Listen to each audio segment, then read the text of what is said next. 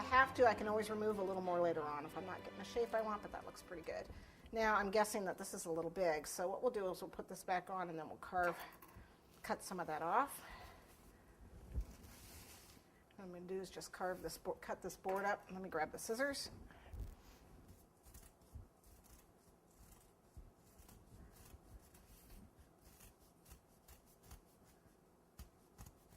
A 6-inch board probably would have worked. This was a 7-inch board I had under it because I wasn't sure how much I was going to carve.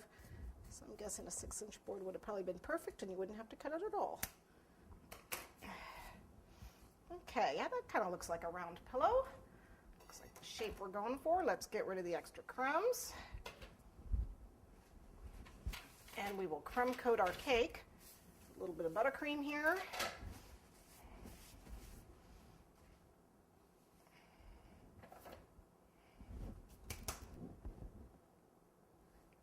And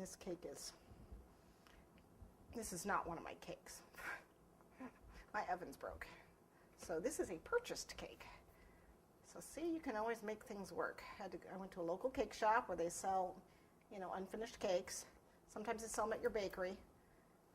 Okay, what I've done is I've actually thinned my icing a little bit. It was a little firm for this cake, so I've just thinned it down a little with some water.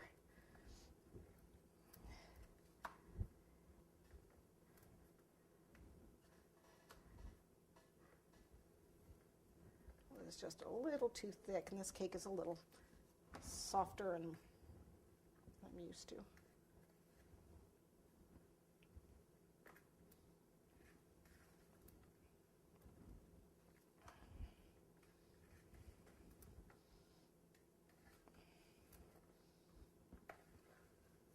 Make sure you get underneath. Okay.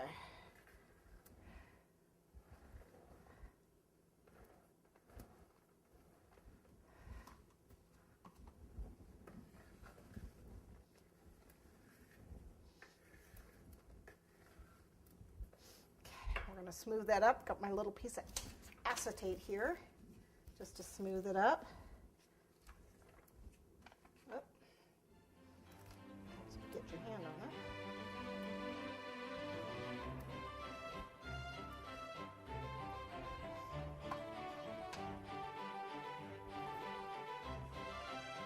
That's what they'll take care of. All right. So that's looking pretty good.